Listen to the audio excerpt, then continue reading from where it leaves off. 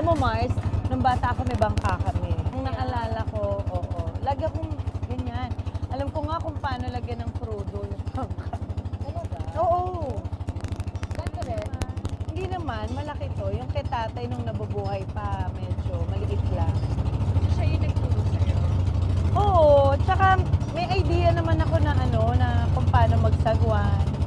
Kaya minsan talaga maraming advantage yung lumaki ka sa pamilya lang. Kasi yung sapat lang. Sa gawaing bahay, marami akong alam. Tsaka tatay ko, tsaka nanay ko, lagi nilang sinasabi na makakatulong yun para sa amin.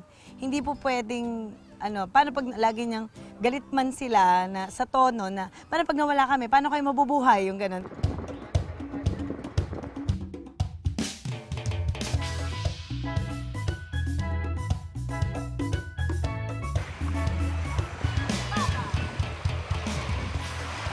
Welcome to my resort, mga Mars. Ang ganda!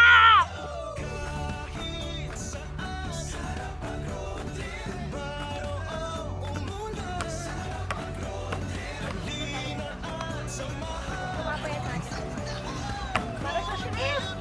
Sorry. Para sa crab. Ay!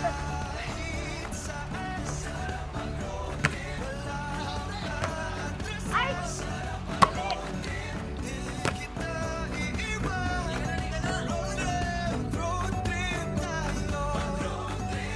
Nakakapagod pala ang beach volleyball, mga Mars!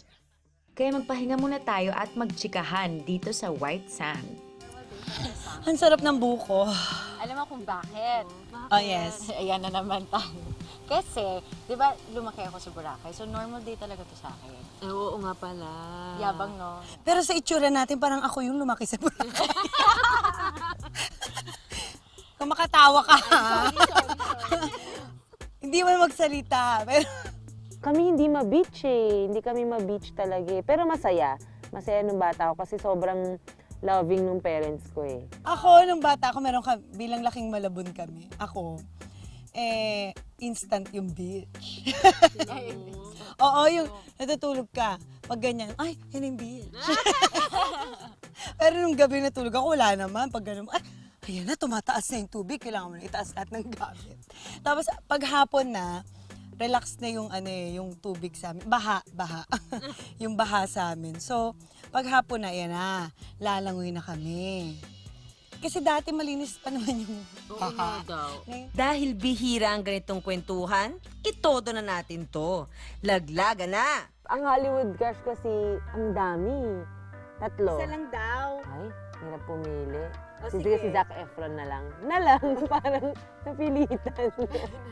Uy, mahilig ka sa medyo height na no. Okay, embarrassing moment daw. Ikaw mo. Ako meron. Naalala ko nag-host ako ng event sa mall. Tapos parang, ayun din, tumambling ako sa likod. Nag-tumbling Literal ka? tumbling, Mars. Oh my God. Pero yung nakakatawa kasi backstage yun eh. Sige, nakakita sa akin yung mga upper levels ng mall. So 2, 3, 4, ayan, sumigaw sila. Whoa! Sila lang sa likod, nakakita. Embarrassing moment. First time ko chika minute, malabo pa yung mata ko. Tapos ayoko naman mag-eyeglasses, tapos hindi pa ako nagko-contacts nun. Minimemorize ko yung script. Live pala yun. Minsan nag-iiba. Iba yung nire-report ko, iba yung lumalabas. News pa naman. Oo, na principal's office ako after. Anong nangyari? Minimemorize ko po kasi yung script, hindi ko alam na na iba na pala.